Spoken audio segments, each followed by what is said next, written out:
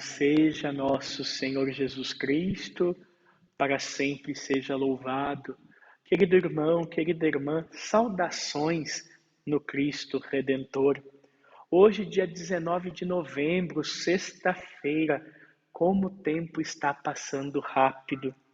Hoje é dia de São Roque Gonzales, Afonso Rodrigues e João del Castilho, presbíteros mártires.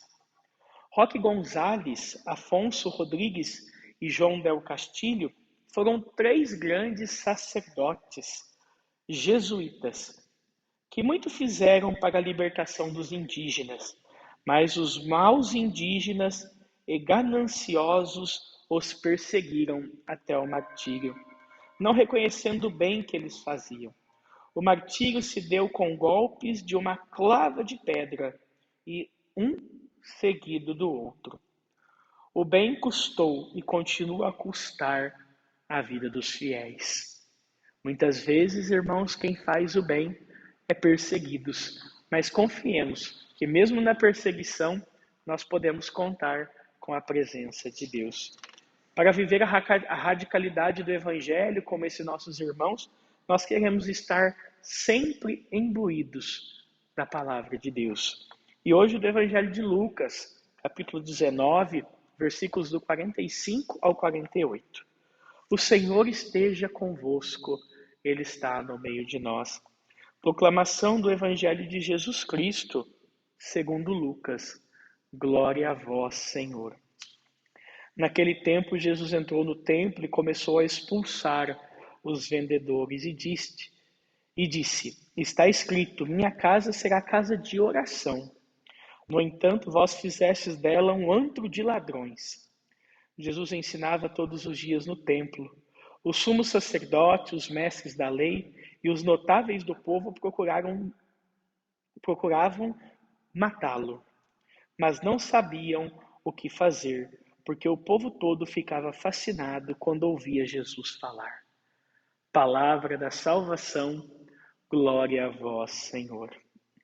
Queridos irmãos, queridas irmãs, ao lermos a história do processo de condenação de Jesus, nós vemos que muitos perguntam como foi possível ele ter sido abandonado pelo povo, crucificado pelo povo, maltratado pelo povo, por aquele povo que ele serviu. Daí nós lembramos, lá da Semana Santa, né? Lá no Domingo de Ramos, que muitos que gritavam, Hosana, o filho de Davi, bendito que vem em nome do Senhor, Hosana, Hosana, foi o mesmo povo que gritou, crucifica-o, crucifica-o. Meus irmãos, será que o povo condenou mesmo Jesus ou foi manipulado pelos poderosos de então? O povo jamais pode servir de massa de manobra. Por isso é importante nós formarmos uma consciência crítica para sempre optarmos pelo melhor lado na história. Certamente, enquanto todos estávamos entristecidos, muitos estavam felizes pela condenação de Jesus. Se o povo só pensa, muitas vezes, em fazer o mal, em condenar, em julgar, esquece da grandeza e do amor de Deus. E muitas vezes nós podemos nos perguntar, como estamos cuidando do nosso coração, que é um coração redentor como o de Jesus? E ter um coração redentor como o coração redentor de Jesus é olhar para este Evangelho e perceber que muito acima da lei, muito acima de qualquer circunstância, Jesus pedia que o seu templo fosse um templo de oração. E Jesus nos pede sempre para rezarmos, para termos intimidade com Deus, para falarmos com Deus. Por isso a igreja, a comunidade é lugar do templo da oração. Mas irmãos e irmãs, o grande convite para nós é irmos além deste templo.